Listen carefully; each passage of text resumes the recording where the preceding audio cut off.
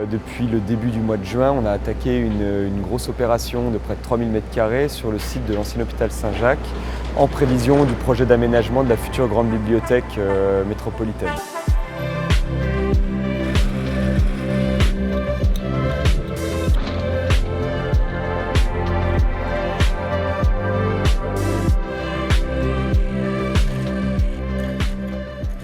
Alors, il faut savoir qu'on est dans un secteur qui est extrêmement peu documenté par le biais de l'archéologie et on avait plusieurs problématiques qui tournaient autour de la limite de l'occupation de la ville médiévale et de la ville romaine et son interaction éventuelle avec le secteur de Chamars qui, depuis la préhistoire, est un secteur de marais.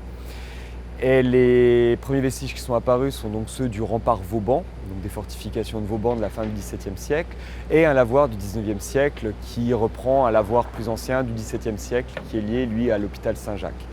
Et un grand collecteur qui permettait d'amener l'eau à ce lavoir.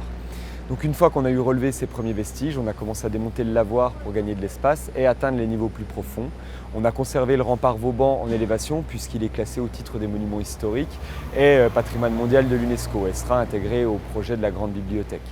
Et malgré là une absence quasi totale de vestiges médiévaux, on a atteint le sommet des niveaux romains qui correspondent à la fin du IIIe siècle après Jésus-Christ. Et on a retrouvé tout un secteur sur près de 900 m² qui correspond à des entrepôts liés à un ancien bras du Doubs qui partait du cours principal au niveau du Petit Chamard et qui rejoignait le Doubs au niveau de la gare d'eau. Donc des entrepôts romains qui se développaient au bord de ce bras du Doubs et qui servaient au commerce fluvial sur la rivière. Et on a retrouvé aussi une partie de ce qui devait être la berge de ce méandre de cet ancien bras du Doubs avec lequel fonctionnaient ces entrepôts.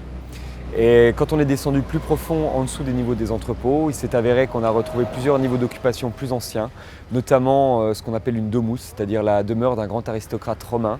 avec des sols en béton et en mosaïque, et qui est plutôt datée soit du changement d'ère ou du tout début du 1er siècle après Jésus-Christ.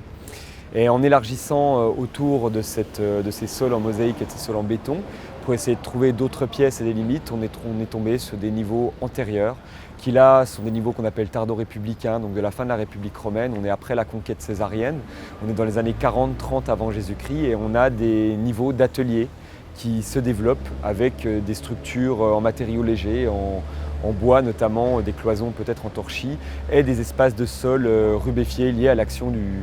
des arts du feu, de la production qui se développait dans ces ateliers. Et on a atteint le niveau qui nous a été prescrit par l'État pour la limite de la profondeur de la fouille. Et on a aussi la remontée de la nappe phréatique du secteur marécageux qui commence à se profiler. Donc cette semaine, on va pouvoir terminer la fouille de l'hôpital Saint-Jacques.